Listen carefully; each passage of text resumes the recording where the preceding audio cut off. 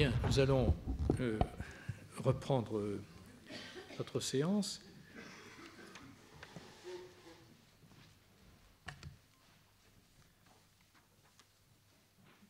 Et pour commencer, je vais vous présenter donc le professeur Viñuales, que certains d'entre vous connaissent déjà puisqu'il était intervenu dans le colloque en 2013 ou 2014, je ne sais plus, sur l'entreprise, mais sur un tout autre sujet, puisque c'était sur les questions d'arbitrage dans les traités du commerce, sur les questions concernant les investissements dans les États. Et sa belle contribution a été publiée avec l'ensemble des actes du colloque aux éditions Dalloz. Monsieur Viñuales est actuellement professeur à l'université de Cambridge, où il occupe la chaire Harold Samuel of Law and Environmental Policy, et il dirige également le centre de l'université de Cambridge pour l'environnement, l'énergie et les ressources naturelles, et la gouvernance de l'environnement, de l'énergie et des ressources naturelles. Il est à Cambridge depuis une période assez récente, 2 ans, c'est ça ? 3 ans. Et auparavant, il occupait une chaire de droit international de l'environnement à l'université de Genève, dont il demeure professeur associé. Alors, le professeur Viñuales a vraiment une formation internationale, puisque argentin d'origine, on peut le dire, vous ne répudiez pas. Vous avez commencé vos études en Argentine et vous les avez poursuivies dans des lieux aussi divers que la Suisse, à l'université de Fribourg, qui est sur la frontière linguistique entre le français et l'allemand. Vous êtes même venu à Paris pour un doctorat à Sciences Po, et vous avez également passé des diplômes à l'université de Genève. Donc, les travaux du professeur Viñuales concernent le droit international public, notamment dans les domaines de l'environnement, des investissements aussi, donc de l'arbitrage et de l'énergie. Et vous trouverez là aussi sa bibliographie sur sa page personnelle à l'université de Cambridge. Je vous signale toutefois en français un ouvrage qui a été publié chez Bruylant en 2015, Introduction au droit international de l'environnement, qui est un ouvrage qu'il a rédigé avec notre collègue Dupuis, et qui avait été publié d'abord à Cambridge University Press en langue anglaise. Et parmi ces publications en français, je vous signale aussi un article sur les conflits de normes en droit international, conflits entre normes environnementales et protection des investissements, qui est paru dans un ouvrage collectif chez Pedon en 2010, qui a quelques rapports avec les questions dont nous allons parler aujourd'hui. Donc les questions, nous allons passer au droit de l'environnement. J'ai évoqué en ouvrant cette séance les liens qu'il y avait entre les questions liées aux marchandises fictives, droit de l'environnement, droit financier, droit du travail. S'agissant de l'organisation, des liens entre l'organisation du travail et notre représentation des institutions et du droit du travail avec celle de l'environnement, elles sont souvent présentées sous la forme d'une opposition. On a souvent tendance à en opposer ce qui relèverait du social et de l'environnemental, alors qu'en réalité, ce sont vraiment les deux faces d'une même médaille. Ce que nous appelons l'environnement, qui est une notion qui elle-même est tout à fait marquée par nos catégories juridiques, ou le propre à la tradition occidentale, où l'être humain serait un sujet entouré d'objets qui lui seraient totalement extérieurs, mais qui l'environnent. C'est une façon de penser différente qu'on trouve dans d'autres traditions. Je pense en particulier au Japon, où ils ont cette notion de fudo, auquel le grand géographe Augustin Berg a consacré. Il a traduit d'ailleurs le livre. Et puis dans son livre Écoumène, que je vous recommande, qui est en poche aujourd'hui, Écoumène, Introduction au milieu humain, il réfléchit plutôt en termes de milieu, c'est-à-dire l'être humain n'est pas un sujet posé, environné d'objets, et il participe d'un milieu vital, Et ce milieu vital, il en dépend et en même temps, il le façonne, et il le façonne par son travail. Il y a très peu de paysages de par le monde qui ne portent la marque de certaines façons de travailler et de concevoir nos activités.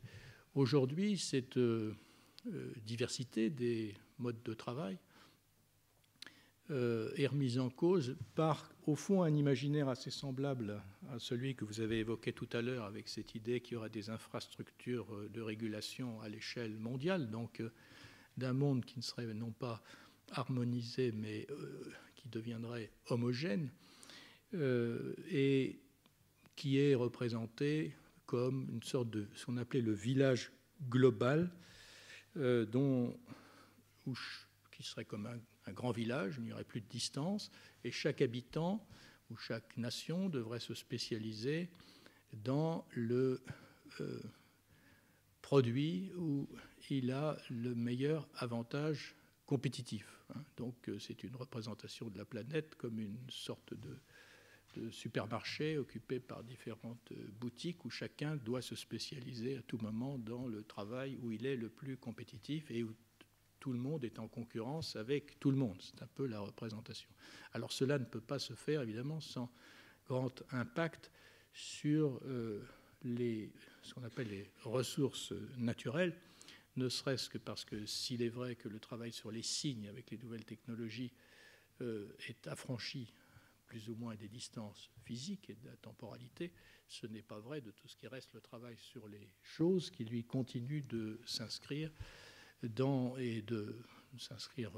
lourdement dans le milieu vital, dans l'écoumène de l'être humain. Donc, c'était pour justifier, une fois de plus, les liens étroits qui, à mes yeux, unissent les différentes facettes de ces questions de responsabilité.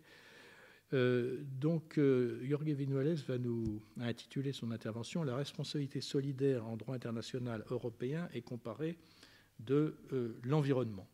Donc, merci encore, cher Jorge, et vous avez la parole.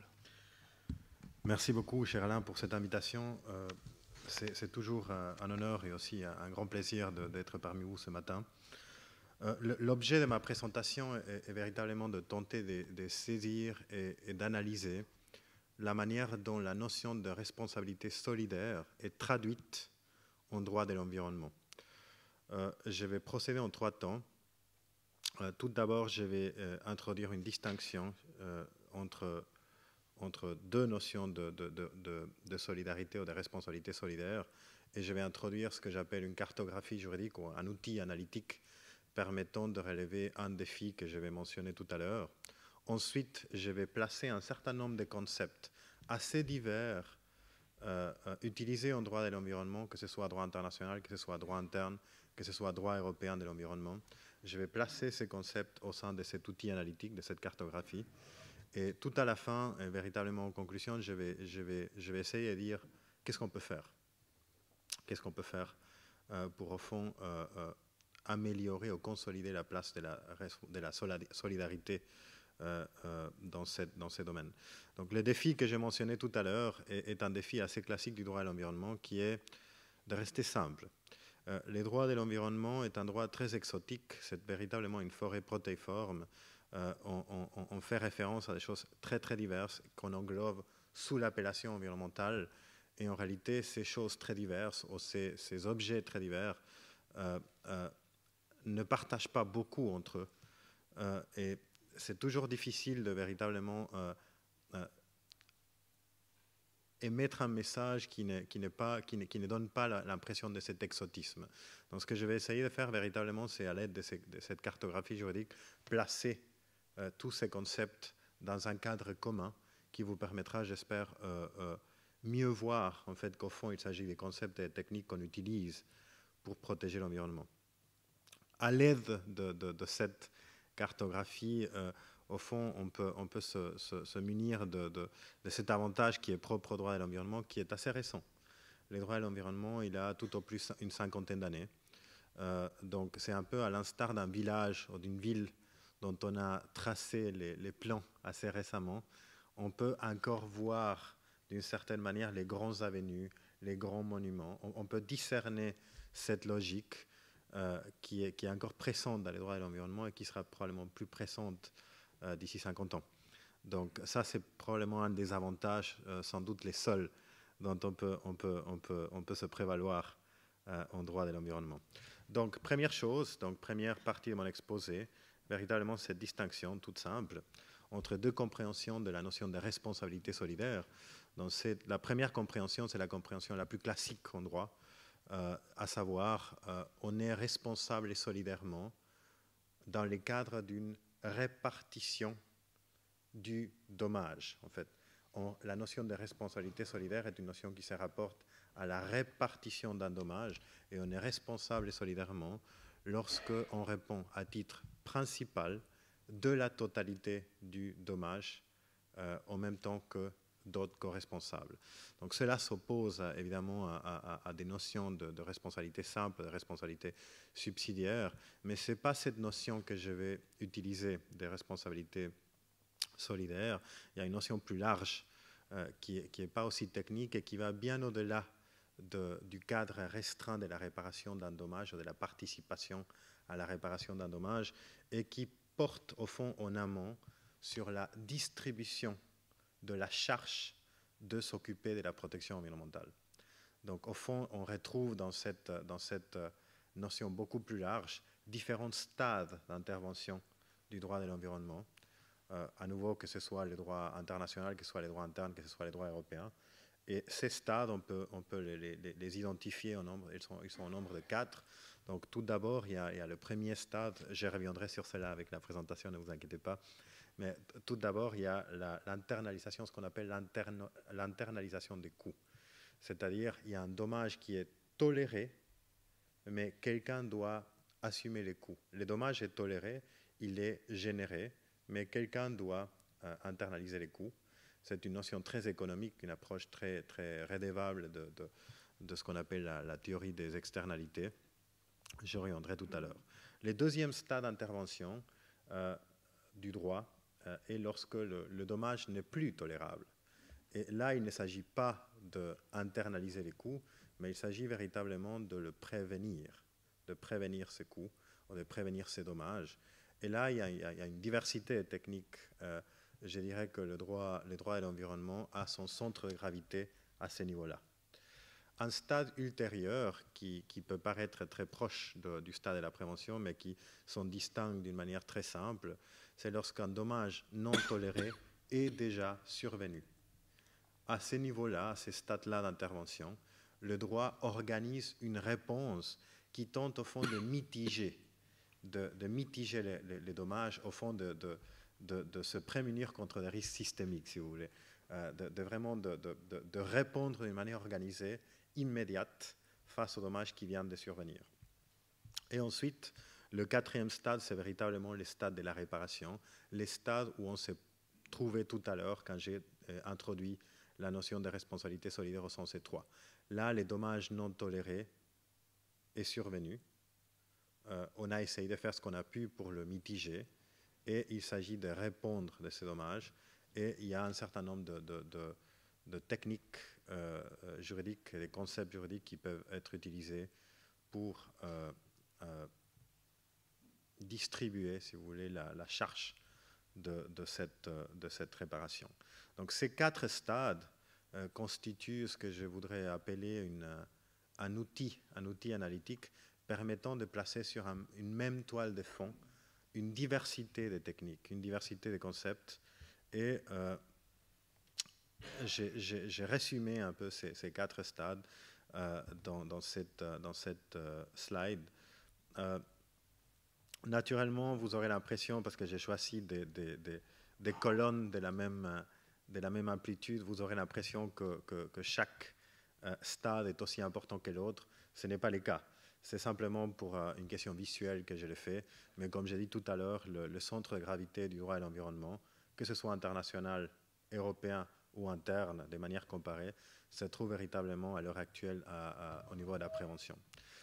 Mais ce que je voudrais faire, c'est m'intéresser à chaque stade d'intervention et faire 2 choses avec chaque stade d'intervention. D'une part, présenter de manière assez rapide les différentes techniques et concepts juridiques qui sont utilisés de manière fréquente, et ensuite vous donner pour chaque stade un exemple précis, pour donner un petit peu de chair, pour donner un peu de la texture à un exposé qui autrement serait un petit peu trop abstrait. Donc, en commençant par les premiers stades, donc les stades de l'internalisation, je disais tout à l'heure que la notion d'internalisation est rédévable d'une théorie économique, la théorie des externalités négatives. Donc, en fait, la manière dont on conçoit l'activité économique reste la même. C'est simplement qu'on prend en compte des effets des activités économiques qu'auparavant n'étaient pas pris en compte. Donc ces effets, lorsque ces effets de l'activité économique, comme par exemple la pollution de l'air, sont négatifs, on appelle cela une externalité négative. Et cette externalité négative, selon son ampleur, peut être tolérée ou non tolérée. Il y a, le plus souvent, en fait, et c'est le cas notamment avec les polluants de l'air, il y a une grande partie de ces externalités négatives qui sont tolérées. Les émissions de dioxyde de carbone, qui sont en train de causer les changements climatiques, sont tolérées pour l'instant. J'espère qu'elles ne le seront plus dans le futur. Mais ce qui est important de voir à ces niveaux-ci, c'est que véritablement, il y a un dommage qui est toléré. Il y a un dommage qui est toléré parce qu'il est au-dessous d'un seuil qui est considéré comme tolérable et qui est traité par la théorie économique comme quelque chose qui, au fond, qui fait partie des activités économiques normales. Comment est-ce que le droit répond à ces dommages tolérés? Il y a différentes manières. J'ai mentionné 3 manières majeures en fait, dont on fait usage. Le principe pollueur-payeur, c'est un principe assez large. Il peut viser différents objectifs. Donc il faut se rappeler qu'en réalité l'internalisation et les mesures qu'on utilise pour l'internalisation peuvent elles-mêmes viser différents objectifs. Mais l'idée de base du principe pollueur-payeur, c'est d'affecter la charge, les coûts de la pollution, d'internaliser les coûts d'une pollution ou de faire payer, dans d'autres termes, de faire payer le coût de cette pollution par les pollueurs lui-même ou elles-mêmes. Donc, cette notion n'est pas de nature préventive.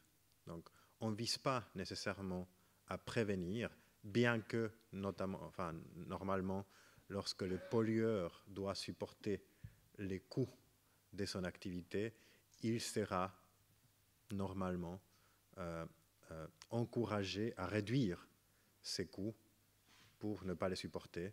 Mais ici, il s'agit d'une internalisation. Il ne s'agit pas de bannir ou d'éliminer ces coûts. Le principe pollueur-payeur lui-même, qui figure dans nombre de constitutions, qui figure aussi dans les traités constitutifs européens, qui figure au niveau du droit international au principe 16 de la déclaration de Rio. Donc, ce principe pollueur-payeur, il est lui-même l'objet d'une traduction juridique beaucoup plus précise. Et là, j'ai mentionné 2 traductions assez fréquentes. Une qui est cette notion de droit des pollués. C'est une notion non technique. Les droits des pollués, en réalité, peuvent être définis de manière beaucoup plus technique. On va parler selon le type de droit, selon l'étendue de ces droits, selon le type de pollution qu'on peut justifier avec un tel ou tel autre droit. On va parler, par exemple, Certified Emission Reductions et d'autres. Mais peu importe, en fait, il s'agit essentiellement d'avoir le droit de continuer à polluer tant qu'on paye. Donc, il ne s'agit pas de prévenir. Il s'agit de prévenir, mais uniquement dans une certaine mesure. Une autre manière de poursuivre cet objectif d'internalisation des coûts, c'est par le biais d'une taxe environnementale. À nouveau, le terme employé n'est pas technique. On peut parler de différentes taxes, on peut parler de taxes carbone, on peut parler d'impôts. Mais l'idée de base, à nouveau, c'est de dire, voilà, il y a un certain comportement qui conduit à une externalité négative, qui conduit à un dommage sur l'environnement. Il faut refléter ces dommages, que ce soit au niveau du producteur ou du consommateur. un exemple tout simple. Si vous voyagez beaucoup, si vous prenez beaucoup l'avion, ou si vous utilisez beaucoup d'électricité ou beaucoup d'eau, vous êtes au fond en train de consommer un produit dont la production a des externalités, ou la consommation a des externalités négatives. Donc, qui est véritablement le pollueur lorsque je voyage en avion? Est-ce que c'est l'entreprise qui extrait les carburants et qui vend les carburants à la compagnie aérienne? Est-ce que c'est la compagnie aérienne elle-même? Est-ce que c'est les consommateurs de billets d'avion? Est-ce que c'est l'entreprise qui engage les consommateurs de billets d'avion? En fait, cette idée de le pollueur est simple à identifier, elle est fausse. Elle est fausse, et puis c'est aussi une manière de se responsabiliser, parce qu'on est au fond à l'origine de beaucoup de ces comportements. Mais les taxes environnementales, elles permettent de traduire la notion de responsabilité solidaire par deux biais, je dirais, par deux biais. Le premier biais, c'est, comme je le disais tout à l'heure, cette idée d'identification du pollueur. Donc cette identification ne va pas de soi, et typiquement dans les modèles économiques, on ne fait aucune attention. Dans les modèles économiques, simplement, on change le paramètre coût en disant, voilà, désormais, on inclut une taxe, alors que du point de vue juridique et du point de vue politique, il y a un monde de différences lorsque vous choisissez la base de la taxation, lorsque vous choisissez le pollueur lui-même. Donc ça, c'est encore un élément à prendre en compte au niveau de l'expression juridique de cette solidarité. Et la deuxième manière dont les taxes environnementales expriment la solidarité, c'est par voie de la distribution de la recette. Donc une taxe laisse une recette, quelle qu'elle soit la taxe et quel qu'elle soit le pollueur qui est identifié, elle laisse une recette, et la distribution de cette recette, elle peut être utilisée, enfin, cette recette peut être utilisée de différentes manières, et selon comment on l'utilise, on sera en train de véritablement se concentrer sur l'effet environnemental d'un comportement ou pas. Il y a des recettes qui sont librement distribuables, donc on peut utiliser pour toutes sortes de choses, et il y a d'autres recettes qui doivent être spécifiquement affectées à la restauration de l'environnement, par exemple. Cela aussi entre en ligne de compte lorsqu'on doit introduire une taxe, qui est très difficile politiquement, et quand on peut, d'une certaine manière, utiliser cette recette pour calmer un groupe d'opposition politique, cela favorise, on rend plus simple l'introduction de la taxe, mais crée un effet de distribution très différent. Maintenant, donc ça, c'est trois concepts aux techniques juridiques. Une chose qui me semble très importante de dire, c'est, comme je le disais tout à l'heure, que les objectifs poursuivis par ces techniques sont eux-mêmes divers. Donc les premiers objectifs dont j'ai parlé, donc je viens de parler, c'est l'internalisation des coûts. Donc essentiellement de refléter cet impact sur l'environnement. Mais il peut y avoir d'autres objectifs. Hein. On peut tout à fait monter le prix de la taxe, par exemple, pour que le comportement soit véritablement réorienté, pour que véritablement le consommateur ou les producteurs changent de comportement. On peut aussi viser une prévention. On peut ajuster une taxe de manière à ce que cette taxe, véritablement, elle ait un effet de prévention. En pratique, un effet de prévention. Cela repose sur la théorie économique, la manière dont la théorie économique considère qu'on va changer de comportement lorsque le prix sera plus ou moins élevé. Ce qui parfois est juste, parfois c'est une bonne prédiction, parfois ça ne l'est pas. Et quatrièmement, il peut y avoir aussi un objectif de pénalisation.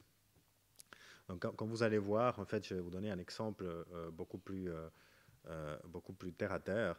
Donc, vous allez voir, en fait, en pratique, ces instruments d'internalisation sont véritablement des instruments d'internalisation et beaucoup moins de réorientation et beaucoup moins de prévention, simplement parce que le prix de la taxe n'est pas assez important. Et là, je vais me fonder sur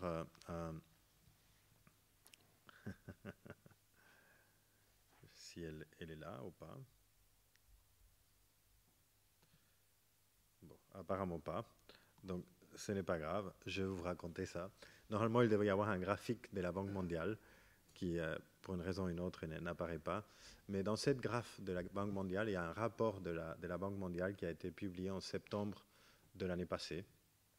Et la Banque mondiale, elle mentionne une tendance au sein des États pour l'adoption de ces mécanismes, aussi bien des taxes environnementales que de droits des pollués négociables, en matière de mettre un prix à la tonne de dioxyde de carbone.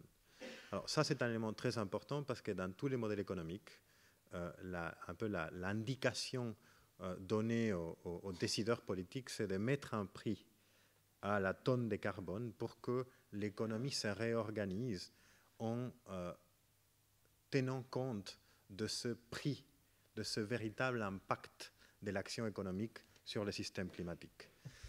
Maintenant, si on regardait si j'avais cette image-là, il y aurait 2-3 choses que je pourrais vous dire à l'aide d'un beau graphe très soigneusement fait par la Banque mondiale. Une chose, c'est que dans les dernières années, la quantité de ces instruments a augmenté. Donc, notamment, actuellement, on a à peu près des instruments de ce type-là, c'est-à-dire des carbon pricing, dans à peu près 40 États. Et ce qui constitue une augmentation très significative parce qu'il y a 5-7 ans, il y avait juste la moitié. Et la quantité d'émissions de dioxyde de carbone que ces instruments couvrent a aussi augmenté. On a désormais des instruments de ce type-là dans certaines régions des États-Unis, notamment la Californie et les Nord-Est. On a cela dans 7 villes et régions chinoises. On a cela aussi au niveau de l'Union européenne depuis 2003 et dans d'autres endroits du monde également. Mais si vous regardez de plus près dans ces systèmes de carbon pricing, une chose qui ressort de manière très nette, c'est que le prix de la tonne de carbone est très très bas. Donc le prix de la tonne de carbone est en moyenne, quel que soit, enfin en tout cas pour 80% de ces systèmes que je viens de mentionner, le prix de la tonne de carbone c'est moins de $10. Avec moins de $10, il est à peu près impossible d'encourager un acteur économique à réorienter son activité. Donc, il est à peu près impossible de prévenir les émissions de gaz à effet de serre, et notamment dioxyde de carbone, et bien sûr de pénaliser. Donc, on est en train d'internaliser un coût, un dommage toléré, qui reste toléré et qui reste bon marché. Donc, ce n'est pas la manière. Mais pourquoi ces outils peuvent être de toute manière utiles? Alors, à nouveau, il faut mélanger un peu le droit et les politiques. Un outil qui est introduit à un certain point, même à un prix bas, est politiquement plus facile à introduire. Par la suite, on peut augmenter les prix. Mais de manière tactique presque, on introduit d'abord un outil. Cet outil, il coûte pas trop cher à l'économie réelle.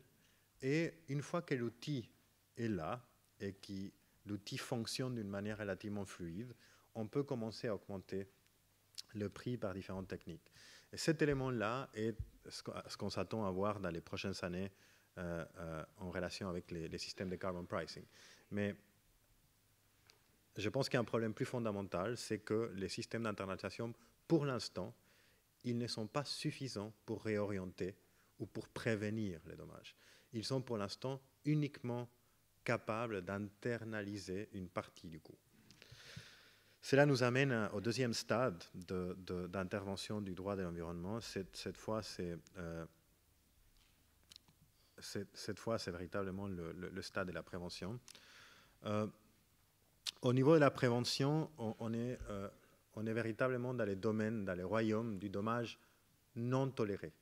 C'est un dommage qu'il s'agit soit d'éliminer, soit de réduire progressivement, soit de réduire pour l'établir un certain système qui soit tolérable. Donc, prévenir, ça ne veut pas dire complètement éliminer un dommage, mais ça peut vouloir dire aussi de le réduire jusqu'à un niveau tolérable. Maintenant, le type d'outils est très très vaste dans ces domaines. Et il y a certains outils qui véritablement transforment un devoir en pouvoir. Et notamment, si je me réfère à la question de l'allocation des pouvoirs et des devoirs, vous aurez peut-être entendu parler de ce qu'on appelle le property rights approach, ou la distribution des droits de propriété. L'idée de cette distribution des droits de propriété, c'est que les gens, les États, les acteurs privés, en fait, les entités décisionnelles seront encouragés à traiter mieux une certaine parcelle de l'environnement si cette parcelle leur appartient. C'est essentiellement une voiture louée avec une assurance totale, casque complet, ou une voiture qui nous appartient. En fait, quelles sont les motivations de l'homo economicus? Cette notion a été suivie très très largement, notamment en matière de distribution des compétences des États.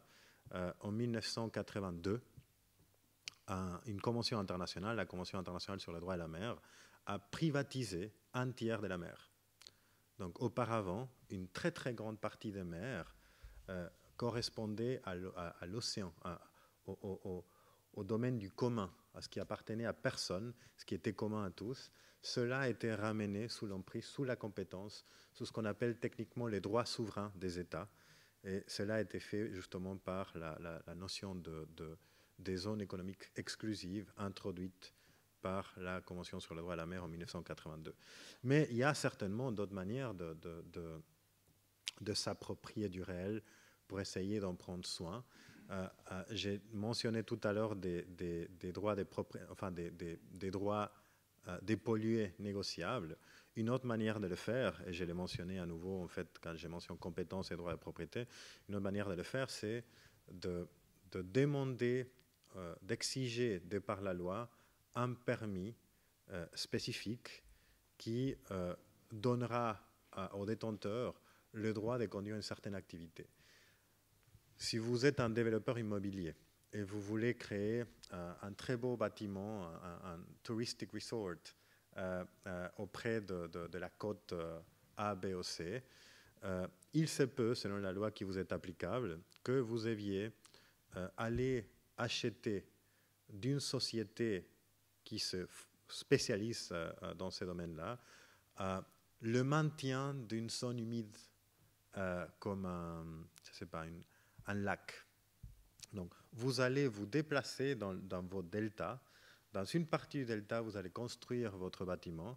Et pour avoir le droit de construire ce bâtiment, vous devrez faire en sorte que, quelque part ailleurs dans ces deltas, une entreprise maintient un bout du delta intact. Donc, c'est une manière, c'est ce qu'on appelle, dans un autre sens, la compensation, la compensation environnementale, c'est-à-dire de porter atteinte à l'environnement quelque part, mais en échange, payer le maintien de l'environnement ailleurs. C'est quelque chose qui a l'air d'être relativement logique. Évidemment, quand on pense à l'environnement d'une manière plus complexe, notamment quand on adopte une approche écosystémique, on pense en termes écologiques, cela n'a fait aucun sens. Aucun sens. Mais c'est une technique qui est en train de se développer très largement et qui pourrait éventuellement être la technique la plus importante pour la réglementation internationale des forêts, ce qui est préoccupant. Mais c'est juste des exemples. Un autre exemple que je donne aussi au niveau de l'allocation des pouvoirs et des devoirs, c'est les principes des responsabilités communes mais différenciées. Ces principes, pour ceux et celles d'entre vous qui avaient suivi les négociations de Paris l'année passée, ces principes est véritablement au cœur des négociations climatiques parce que ces principes consistent à dire nous avons tous la responsabilité de faire face au changement climatique, mais pas au même degré. Et évidemment, quand il s'agit de distribuer les degrés, c'est là où la difficulté commence. Et l'expression spécifique de ces degrés, elle est très subtile, et puis elle varie d'un règlement, d'un traité, d'une loi à l'autre. Donc c'est juste des concepts. Je les passe en revue et ensuite je vais me focaliser sur un concept particulier qui me semble très intéressant, qui est celui des participations publiques. Mais une chose après l'autre. Donc ça c'est un peu l'allocation des pouvoirs et des devoirs. Ensuite, vous avez la formulation des devoirs. Et dans cette formulation, il y a des devoirs relativement larges et des devoirs très précis qui sont contenus dans des règles. Dans les devoirs relativement larges, vous avez des principes classiques, comme les principes de prévention que j'ai mentionnés tout à l'heure, les principes de précaution ou les principes d'équité intergénérationnelle.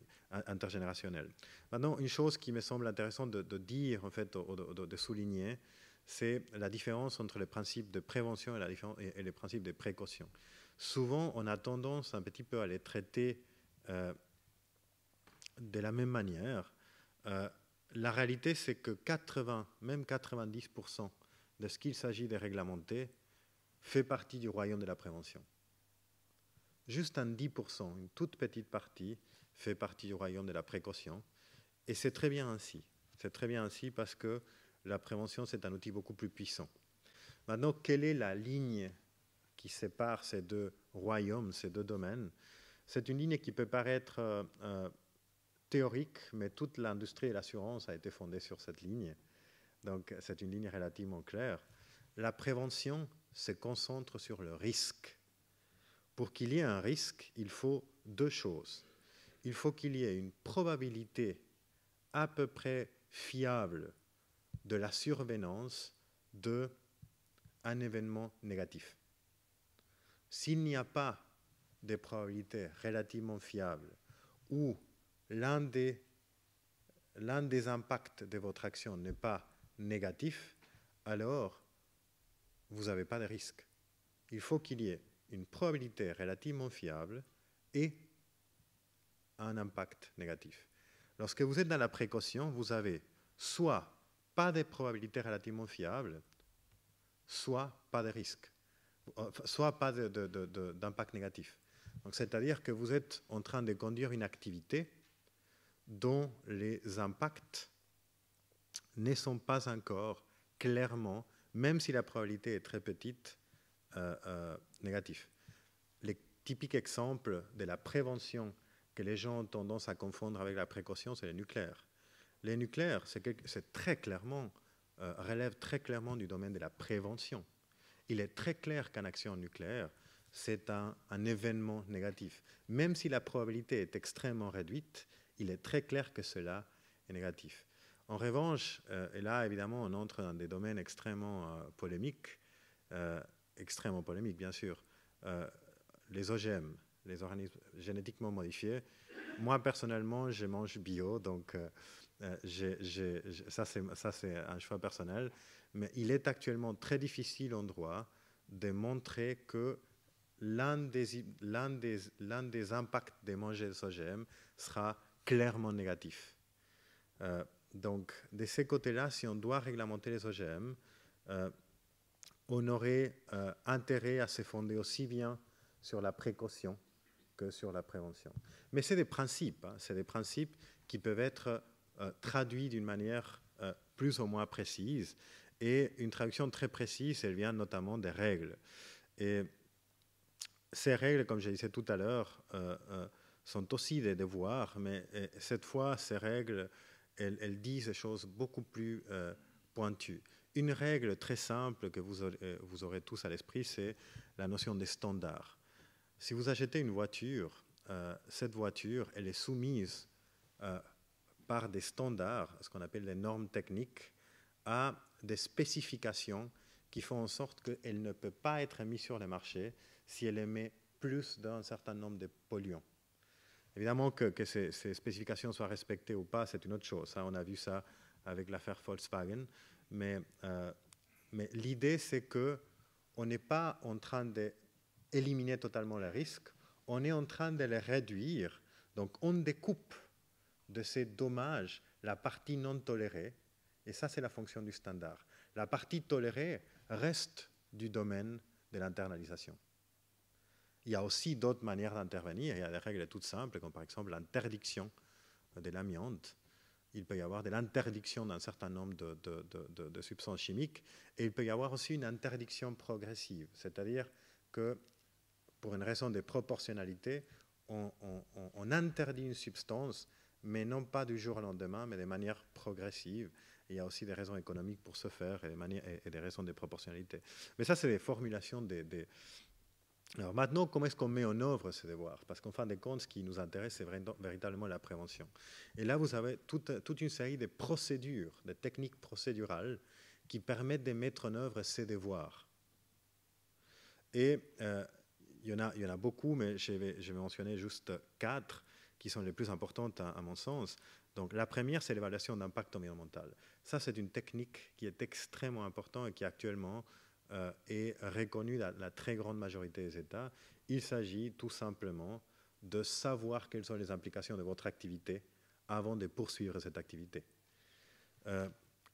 Évidemment, cette évaluation d'impact environnemental, c'est un processus complexe et le diable se cache dans les détails, mais on peut en discuter plus tard de où se cache exactement le diable. Il y a des cachettes bien connues, mais c'est une technique qui est extrêmement importante. Une deuxième technique, c'est une technique qui est très démocratique d'une certaine manière, c'est la participation environnementale. Je reviendrai sur cette notion tout à l'heure en vous donnant un exemple. Donc je la laisse un petit peu de côté et je passe plus vite à d'autres techniques procédurales. Une troisième manière juridique de montrer la prévention, c'est donner de la voix à l'environnement, donner une voix à l'environnement, notamment un environnement qui n'a pas forcément de voix. Et ça par voie de la représentation. Qui parle pour l'environnement? En fait, on parlera tout à l'heure peut-être de l'affaire Erika, où cette question se posait d'une manière qui semble théorique, mais qu'en réalité coûtait des millions, en fait, en pratique. Donc, cette notion de donner soit une action à une ONG, soit de créer un commissaire qui s'occupera de parler pour l'environnement, soit de créer parfois un commissaire qui parlera pour les générations futures. Donc, cette notion de représentation juridique, elle est importante en pratique, parce qu'autrement, on ne peut pas faire participer des entités qui sont toutes de même partie prenante aux effets d'une activité. Et dernièrement, il y a évidemment l'autorisation administrative. Ça, c'est quelque chose qui ne mérite pas d'autres commentaires. On sait tous qu'est-ce que cela veut dire d'autoriser une activité ou pas. Donc, laissez-moi me concentrer donc sur la notion de participation environnementale. Et cette notion de participation environnementale, qui n'apparaît à nouveau pas, peu importe. Donc, j'avais des graphes que j'avais trouvés, mais apparemment, il y a un petit problème avec la présentation. Mais cette notion de participation environnementale a été traduite de manière très, très précise à partir de 1992 par 3 volets. Quand on parle de participation environnementale, on parle d'une part d'accès à l'information en matière environnementale, d'autre part de participation dans les processus de prise de décision en matière environnementale, et troisièmement, d'accès à la justice en matière environnementale. Alors, ces 3 volets ont été très largement traduits à leur tour en des règles beaucoup plus précises, aussi bien en droit international qu'en droit européen qu'en droit national comparé. Mais ce qui me semble important de souligner, c'est au fond le rôle que cette idée de participation environnementale joue dans les domaines de la protection de l'environnement. Il y a d'une part, naturellement, l'idée de donner des moyens, des pressions à la société civile pour mettre de la pression sur l'État qui lui-même est censé s'occuper de la protection de l'environnement. On disait tout à l'heure, quand on parlait des questions financières, que d'une certaine manière, la surveillance financière a été déplacée d'un système plus proche de la réalité sociale à un système plus éloigné. Une technocratie internationale est concentrée. Cette idée de participation environnementale vise justement à mettre en échec cette idée, c'est-à-dire qu'il y ait une entité de réglementation prudentielle en matière d'environnement qui serait potentiellement débordée, qui serait potentiellement, comme on dit en anglais, captured, c'est-à-dire ramenée à une espèce d'intimité avec une industrie. Donc, pour cela, on introduit un système de pression sur les entités qui sont censées protéger l'environnement sur le plan étatique. Donc cette idée, il s'agit d'une démocratie directe environnementale, si cela peut avoir un sens au niveau terminologique. Et il s'agit aussi d'une autre question, non seulement de mettre la pression sur les entités qui doivent protéger l'environnement, mais également de donner une légitimité à potentiellement des choix inefficients. Il se peut que certains choix en matière environnementaux ne puissent pas être justifiés du point de vue d'efficience économique. Je vous donne un exemple tout simple. Vous avez une mine d'or en Colombie, sous la forêt vierge. Dans quelle mesure il faut raser une partie de la forêt vierge pour extraire l'or et, par voie de l'or, améliorer l'essor socio-économique des populations colombiennes? Dans quelle mesure laisser l'or sous terre, même si c'est économiquement moins rentable, devrait être un choix possible? Je ne dis pas le choix nécessaire, mais un choix possible. Et à nouveau, cela vous semblera théorique, mais je peux vous donner un exemple d'une affaire au Canada où justement le choix de laisser une ressource naturelle inexploitée a été contesté devant un tribunal d'investissement. Et le Canada a été condamné à payer une somme considérable. Donc on reviendra sur cela, mais donc je laisse quelque chose qui soit moins visible. Donc on reviendra sur cela. Mais c'est une notion extrêmement importante, cette notion de participation environnementale, d'autant plus qu'en réalité, il ne s'agit pas seulement de mettre la pression sur les entités qui s'occupent de la protection de l'environnement, mais aussi d'ouvrir un petit peu la palette de choix à des possibilités qui ne sont pas cohérente avec une notion technocratique économique de l'exploitation de l'environnement et de l'optimisation des activités économiques. Mais on reviendra sur cela tout à l'heure. Donc, le stade suivant est celui de la réponse. Comme je le disais tout à l'heure, en fait, au niveau de la réponse, le droit il est beaucoup plus ennuyeux. Pourquoi? Parce qu'il s'agit d'un droit opérationnel. Les dommages non tolérés est survenu, malgré tout l'effort de prévention, les dommages non tolérés est survenu, et il s'agit de le mitiger, de le contenir d'une certaine manière. Et il y a des techniques qui sont organisées par le droit, mais qui en réalité sont purement opérationnelles. Donc c'est l'obligation de développer un plan d'urgence. On peut appeler ces plans d'urgence de différentes manières. Ensuite, il y a une distribution très importante des compétences pour qu'il n'y ait pas un flou au sujet de qui s'occupe de quoi, qui contacter en cas d'urgence. Donc il y a une organisation des compétences et même une hiérarchie de décision qui est organisée par le droit. Et il y a aussi évidemment un système d'alerte qui est mis en place, un système de déclenchement. À nouveau, ça peut vous paraître théorique, mais imaginez la catastrophe de Fukushima ou la catastrophe de Tchernobyl. Dans l'urgence, il faut véritablement agir. Et si on doit commencer à se mettre d'accord sur comment on va faire face et quelles seront les règles qui permettront de faire face à une catastrophe, c'est trop tard. Donc on doit prévoir cela en avance. Malheureusement, il y a deux types d'exceptions. Les exceptions qu'on peut prévoir et les véritables exceptions. Donc il y a toujours des choses qui ne sont pas prévues dans ces plans. Mais il s'agit d'un domaine du droit très important qui est distinct de la prévention. Je vous donne juste un exemple de pourquoi c'est distinct. Une mesure de ce type-là, quand elle est prise, par exemple, pour faire face à la catastrophe de l'Erika, pour contenir les dommages environnementaux issus du naufrage d'un pétrolier, cette mesure-là, elle peut être indemnisée. Donc, elle peut être prise en compte dans les coûts d'indemnisation. En revanche, les mesures que je vous ai montrées tout à l'heure en matière de prévention, elles ne peuvent pas être indemnisées. Donc, vous ne pouvez pas demander à être indemnisé parce que vous avez adopté une mesure de prévention. En revanche, vous pouvez demander à être indemnisé si vous avez adopté une mesure de réponse, même si cette mesure de réponse est de nature préventive. Ça a l'air technique, mais ça fait des différences de millions de dollars en pratique. Mais je ne veux pas vous ennuyer avec la partie opérationnelle, donc je vais passer à cette notion au fond, des réparations au sens étroit qui m'amènera très vite vers la conclusion.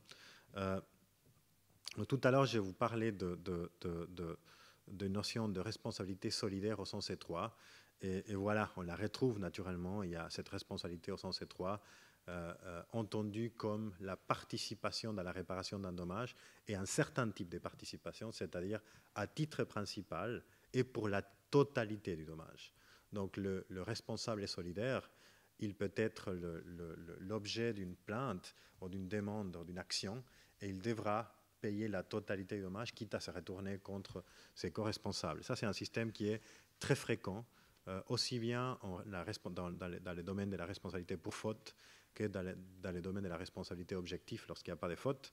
Mais ce qui me semble le plus intéressant de souligner, c'est que la responsabilité solidaire au sens large, elle peut être traduite même au stade de la réparation, non seulement par la responsabilité solidaire au sens étroit, mais par d'autres manières, par d'autres techniques juridiques. Et il y a une responsabilité, cette responsabilité que j'ai mentionnée selon la part du marché, qui est une technique qui, au fond, relève au sens étroit de la responsabilité simple, parce que chaque co-responsable ne paye pas la totalité du dommage. Il ne paye qu'une partie de ces dommages. Et on ne peut actionner ces co-responsables que sur la base de cette partie. Mais cette partie, elle est fondée sur la part du marché que ces co-responsables aient à un certain produit. Les cas dont cette question, en fait, dont cette théorie de la responsabilité est issue, est un cas en matière pharmaceutique. Donc en matière pharmaceutique, il y a une personne, il y avait un certain nombre de femmes qui avaient pris un médicament qui a eu par la suite des effets sur les enfants qui sont nés de ces femmes lorsqu'elles les prenaient pendant la grossesse. Et en fait, ces médicaments étaient produits par un certain nombre de laboratoires. Et puis, ces femmes avaient pris ces médicaments d'un laboratoire, de l'autre. Et il était extrêmement difficile de dire quel médicament, c'est-à-dire le médicament de quel laboratoire spécifiquement, avait causé l'infirmité des enfants de ces femmes. En revanche, c'était très clair, on pouvait très facilement dire que c'était les produits de l'un des laboratoires qui avaient causé cette infirmité. Et du coup, un tribunal américain a décidé qu'en réalité, chaque laboratoire était responsable en fonction de sa part du marché. Donc, la même chose pourrait être faite pour les émissions de gaz à effet de serre par différents États.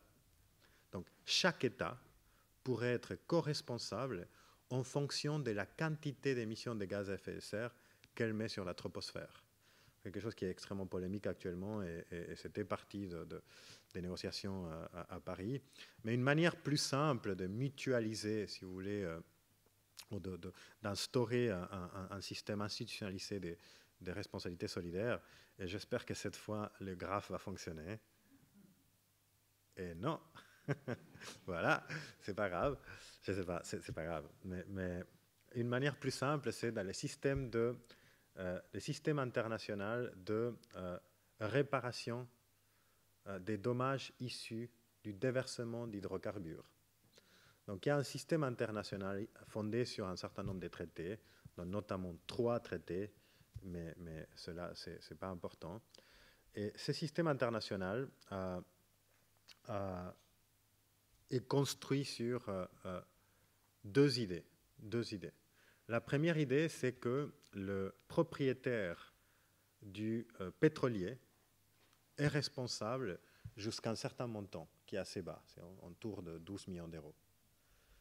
Évidemment, le propriétaire du pétrolier, au cas où il serait insolvable, il est obligé de prendre une assurance. Donc, jusqu'à 12 millions, 13 millions à peu près, aussi bien les propriétaires que son assureur seront responsables indépendamment de toute faute. Et ils seront responsables solidairement, au sens étroit. Au-delà de ces 12 ou 13 millions, il y a un autre type de solidarité qui entre en ligne de compte, qui entre en jeu. C'est la solidarité des industries bénéficiaires du pétrole qui est transporté. Donc, si j'avais ce graphe, je pourrais vous montrer quelles sont les contributions de chaque État qui reçoit du pétrole. Ce n'est pas l'État lui-même qui paye la contribution, c'est l'industrie pétrolière qui reçoit certains types de pétrole dans un État. L'État lui-même doit identifier qui devra payer cette contribution. Mais chaque année, en fait, les États partis à ce système international doivent recenser la quantité de pétrole qu'on a reçue au sein de cet État, et sur cette base, il y aura une contribution qui sera versée à un fonds. Et ce fonds va payer les dommages au-delà de ces 12 ou 13 millions, jusqu'à un certain montant. Et ensuite, au-delà de ce certain montant qui est assez élevé, il y aura encore une troisième tranche, et là, c'est vraiment l'État qui doit payer. Vous voyez qu'il y a une espèce de solidarité institutionnalisée où les entreprises, les bénéficiaires, au fond, si vous voulez, les pollueurs, dans notre cas d'internalisation, les pollueurs doivent en amont mettre de l'argent, préparer un fonds pour payer les dommages, un certain type de dommages en cas d'incident. Maintenant, il s'agit toujours, là on est dans le domaine du dommage non toléré. Hein. Donc c'est un dommage qui est, si vous voulez, d'une certaine manière non toléré et d'une autre manière toléré parce qu'on se prépare à ce qu'il survienne. Mais c'est une manière de mutualiser le coût de ces accidents pétroliers. Et puis, peut-être pendant la discussion, on pourra aborder le cas de l'Erika, que j'ai regardé un peu plus de près, justement, en préparant cette présentation, qui est extrêmement intéressant au niveau théorique et au niveau très pratique. Mais compte tenu du fait que le temps avance, je vais juste passer à la troisième section qui est aussi la conclusion. Donc c'est la troisième partie de mon exposé. Et qu'est-ce qu'on peut faire pour, au fond, étendre ou consolider le rôle de la responsabilité solidaire en matière de droit à l'environnement, de protection de l'environnement? Bon, d'une part, de manière toute simple, étendre le domaine de la prévention, c'est-à-dire tolérer moins de dommages. Donc les domaines de l'internalisation, les réduire. Alors comment est-ce qu'on peut faire cela? Il y a différentes manières. Une manière, c'est simplement de considérer que désormais, un dommage qui auparavant était toléré, par exemple un certain nombre d'émissions de dioxyde de carbone par usine, n'est désormais plus toléré.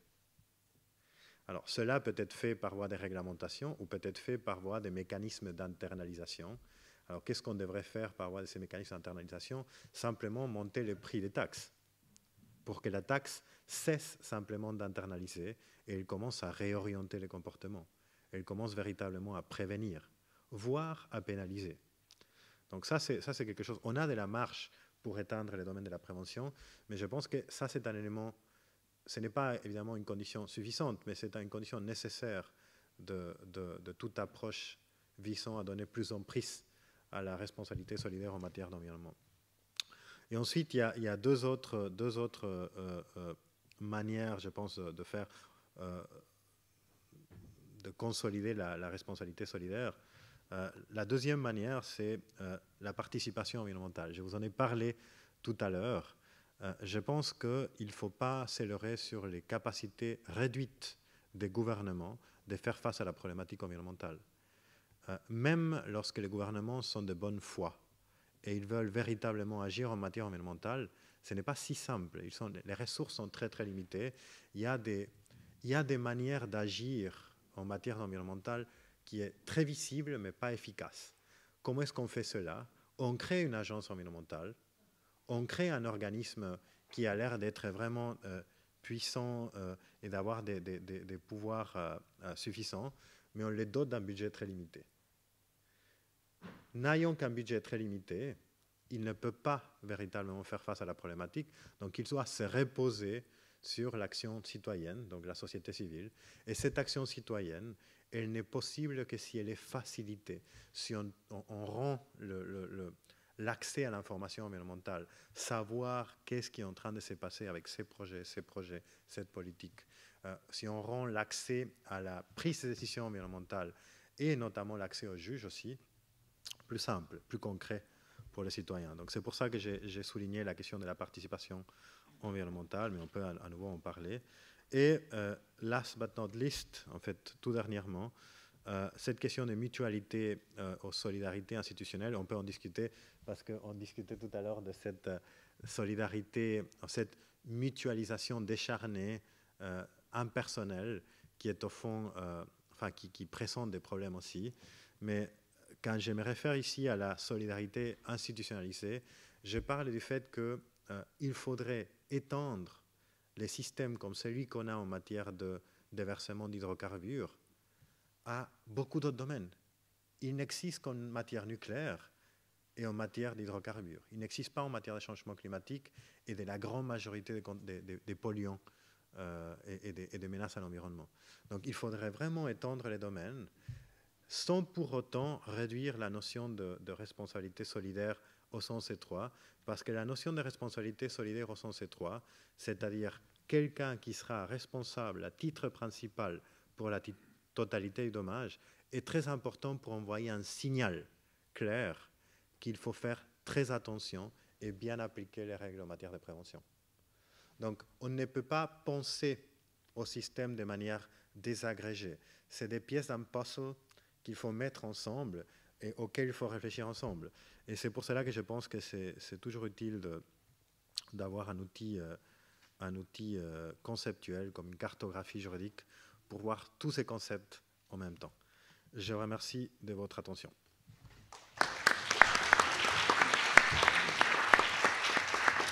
Merci beaucoup, cher Jorge, de ce panorama très complet des différentes techniques de prévention, de réparation et de solidarisation en matière d'environnement.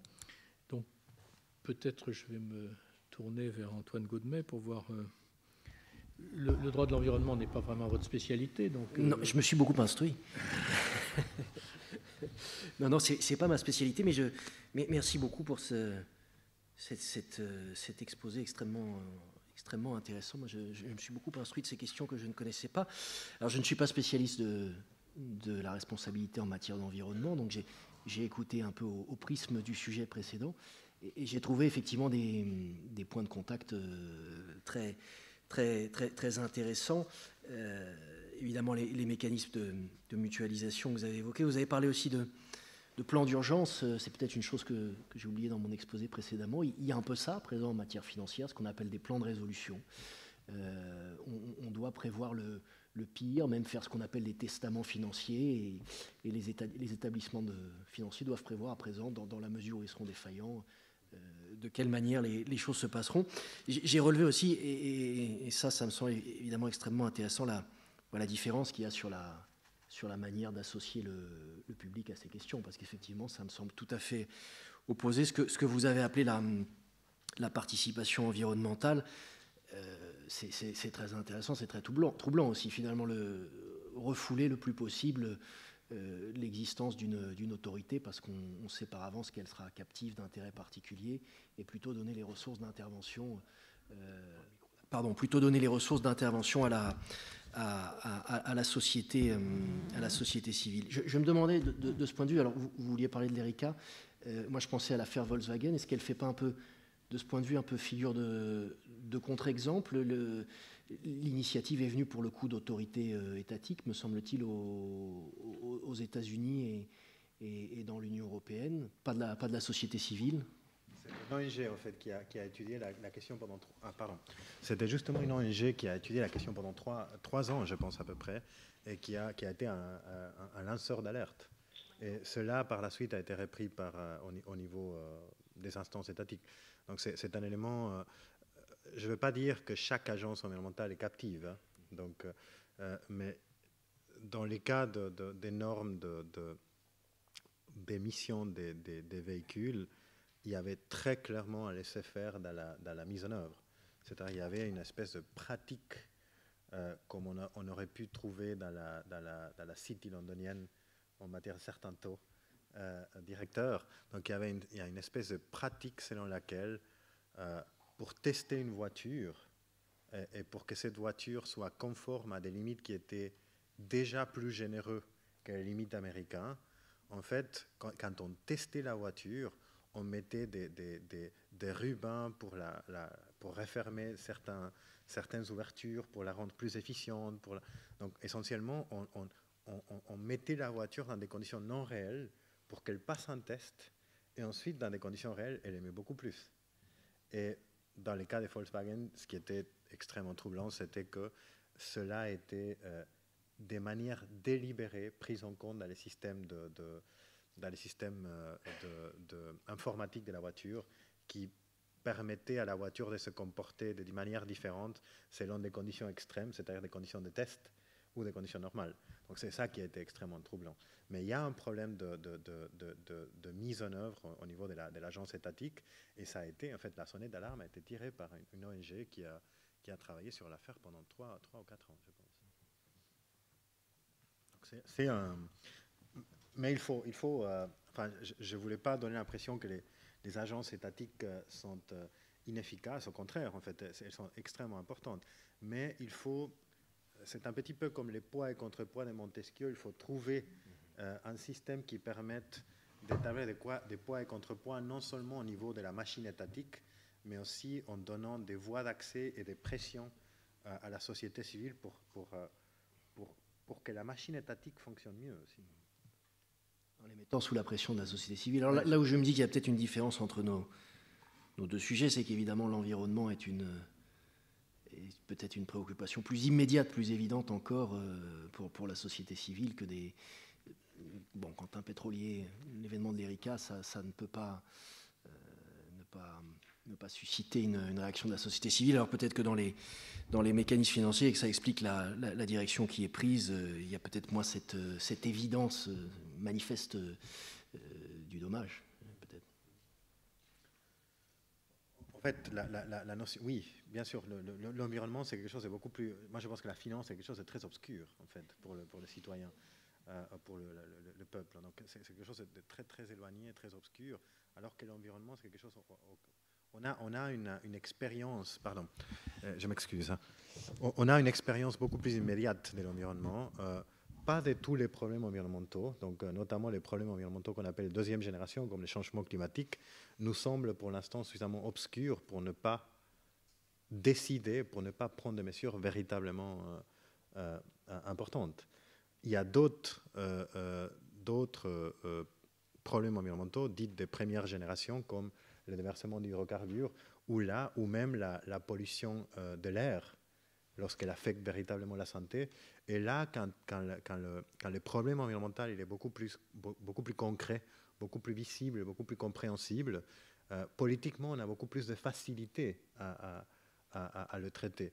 Lorsqu'il est beaucoup moins, lorsqu'il est plus abstrait, comme les changements climatiques ou la protection de la biodiversité, on a beaucoup moins de facilité à les traiter, soit parce qu'on les considère, soit pour une question de temps, on considère qu'en réalité, ce n'est pas maintenant qu'il faut agir, soit parce qu'en réalité, on ne sait pas vraiment ce qui est en train de se perdre en matière de biodiversité, ou même peut-être parce qu'on considère que ce n'est pas important. C'est typiquement la protection de la biodiversité, c'est un flanc de vulnérabilité très grand pour la réglementation environnementale, parce qu'il se prête très facilement à être détourné. On peut très bien dire, en caricaturisant, que pour protéger l'escargot, on arrête une autoroute. Et c'est cette idée qui est évidemment de mauvaise foi, c'est un commentaire de mauvaise foi, mais c'est un flanc de vulnérabilité auquel la problématique environnementale doit faire face. Donc on doit se prémunir, on doit être trop idéaliste en matière environnementale, c'est aussi prêter les flancs à ça, et donc affaiblir la problématique environnementale. Oui, alors j'ai été frappé dans le début de l'exposé, vous avez rappelé à quel point certains concepts qui viennent de la théorie économique ont modelé la façon de formuler les questions environnementales du point de vue juridique. Et notamment, vous avez évoqué la théorie des property rights, ou des droits à polluer. Alors, nous les avions abordés dans des cours antérieurs en commentant les travaux de Ronald Coase, qui sont à l'origine économique de ces dispositifs. Alors, une chose qui frappe du point de vue juridique,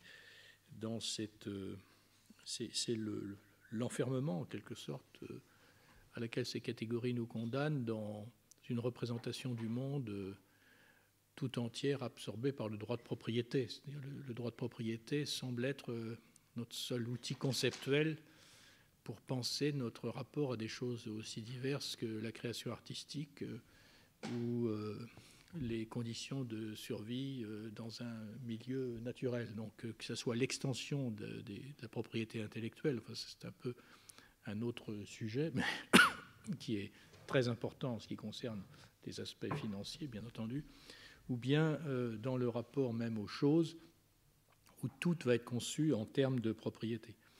Et à partir du moment où on raisonne en termes de droit à polluer qui pourrait s'équilibrer par des mécanismes qui eux-mêmes seraient de type marchand, puisque le juge n'est plus qu'un calculateur de l'allocation des coûts respectifs, ce qui tend à disparaître, là, c'est la considération d'une dette vis-à-vis de la nature, ou plus exactement aussi des générations futures, dans le rapport que nous avons avec la notion de patrimoine. Elle conservait ceci, puisqu'on a reçu un milieu, on doit le transmettre, donc il y a une dette vis-à-vis de la génération suivante. Tout cela disparaît dans un univers de property rights, qui est un univers, c'est un monde plat d'allocation de ressources. Donc c'est quelque chose qui me frappe, parce que ce qui disparaît là aussi, c'est la figure d'un garant, qui est garant du long terme. C'est un problème qu'on retrouve, qui était voisin des problèmes en matière de responsabilité financière, où on voit émerger avec ces infrastructures quelque chose, une figure qui pourrait rassurer, garantir un peu. Et là, cette figure, on ne la voit pas tellement en matière de droit de l'environnement. Et même on a le sentiment d'une difficulté particulière en ce domaine, en dépit des manifestations de satisfaction qu'il y a eu après la COP21, à se doter réellement d'un ordre juridique international reconnu par tous. J'ai le souvenir, vous allez me dire peut-être parce que je cite de mémoire, mais qu'après la catastrophe de l'Exxon Valdez, une nouvelle loi américaine, je crois que c'est l'Oil Pollution Act, avait justement utilisé une technique d'extension de la responsabilité en rendant les chargeurs responsables des dommages, c'est-à-dire de façon très claire les compagnies pétrolières. Et ça avait été extrêmement efficace, c'est-à-dire en ce sens que les vieux bateaux pourris avaient disparu des côtes américaines et se sont tous retrouvés sur les côtes européennes, où justement il n'existait pas un dispositif de mise en cause comparable, d'où les catastrophes qu'il y a eu à répétition. Il y a eu l'Erika, il y a eu aussi le Prestige, enfin il y a eu une succession de... donc là on voit bien la difficulté c'est une première question, comment peut-on imaginer un dispositif international, une loi internationale reconnue par tous? Est-ce que ça peut passer par des mécanismes d'application extraterritoriale dans certains cas, comme on l'a vu en matière de corruption, par exemple? On voit bien que le département de la justice américain n'hésite pas à poursuivre indépendamment. Donc, est-ce que c'est de là que pourraient venir des solutions ou on peut douter que ça vienne des États-Unis, leurs préoccupations environnementales sont assez limitées dans l'ensemble. Ou est-ce qu'il faut penser à des organisations internationales, mais là où elles existent, si je pense au cas de l'Organisation internationale du travail, le moins qu'on puisse dire, c'est qu'elle s'avère peu apte à remplir ce rôle de garant à l'échelle internationale. Donc ça, c'est une première série de questions.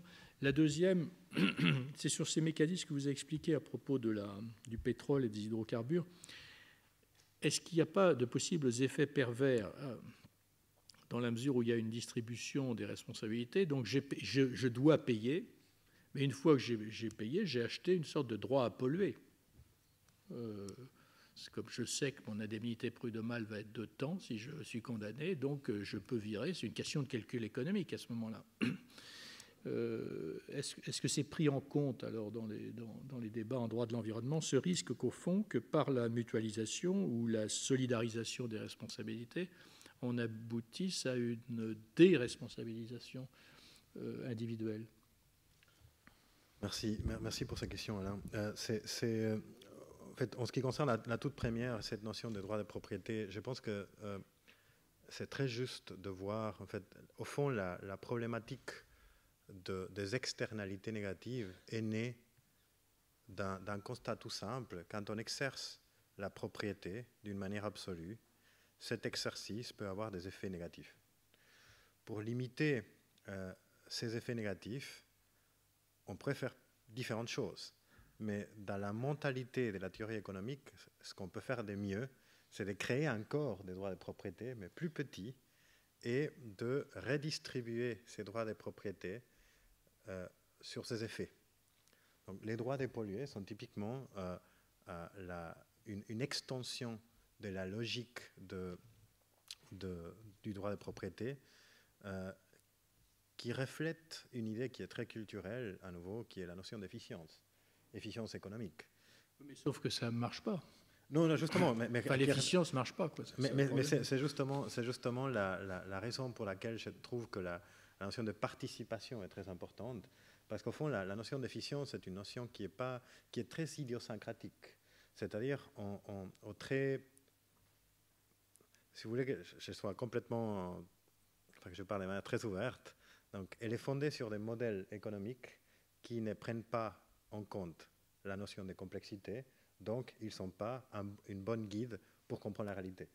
Donc je pense que cette notion d'efficience, elle n'est pas toujours, elle est parfois bienvenue, elle est parfois très utile, mais ce n'est pas la seule solution. On peut très bien, quand on fait face à l'externalité négative, un exercice un petit peu abusif, extrême du droit de propriété, on pourrait simplement faire la même chose qu'on aurait pu faire en matière de marché financier, c'est-à-dire découper ce qui dépasse dans les entités financières, c'est-à-dire limiter les droits de propriété, introduire des devoirs. Ces devoirs seraient certainement, en tout cas on pourrait calculer cela et dire voilà c'est moins efficient, mais ce n'est pas sûr.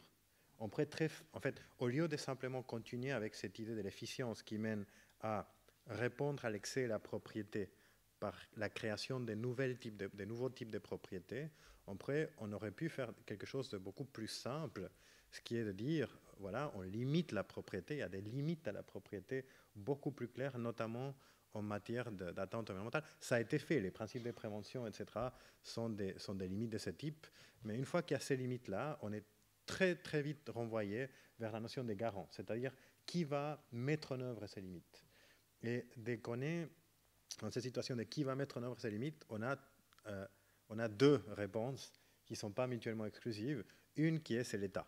C'est l'État qui va mettre en œuvre cette limite.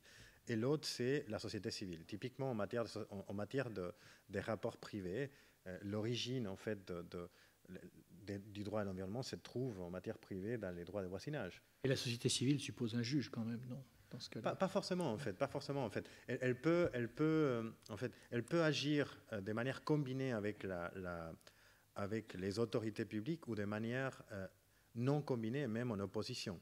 Un exemple, c'est ce qu'on appelle the social license to operate, c'est-à-dire la licence sociale non juridique d'opérer. Vous êtes une entreprise minière, vous allez en Colombie, comme on disait tout à l'heure, vous avez réussi à obtenir du gouvernement une concession pour raser une partie de la forêt, extraire l'or, et pourtant il y a des gens qui regardent ce qu'a fait l'environnement, ils sont indignés et ils ne vous laissent pas entrer. C'est une forme de désobéissance civile qui est de plus en plus prise en compte dans les calculs. C'est difficile, mais c'est difficile. En fait, ces gens peuvent être très isolés. Hein. Ces gens, typiquement, ils font appel à d'autres ONG plus grandes qui, elles essayent de saisir une panoplie de procédures pour mettre de la pression sur l'État. Donc, ça n'arrive pas. Et c'est là, à nouveau, la technique et la participation publique peut commencer à... Donc ça c'est pour la première question. Je ne pense pas que la réponse soit un peu une internalisation comme matière financière, c'est-à-dire véritablement une centralisation et puis un détachement de la base. En tout cas, en matière de l'environnement. En ce qui concerne la question des hydrocarbures, vous avez totalement raison, et c'est une question qui est prévue. Donc, vous avez les deux systèmes, et ça a été illustré par l'affaire de l'Erika. Donc, vous avez deux systèmes. Vous avez, lorsque vous n'avez pas de faute en tant que propriétaire du pétrolier ou en tant que récepteur du pétrole, vous avez donné un certain nombre de contributions, vous pouvez toujours être appelé à répondre en dehors de ces systèmes si on peut trouver chez vous une faute. Et dans l'affaire de l'Erika, et là on se retrouve à nouveau dans la notion de responsabilité solidaire au sens étroit. Et là, dans l'affaire de l'Erika, en fait, c'était très intéressant parce qu'il y a eu un va-et-vient.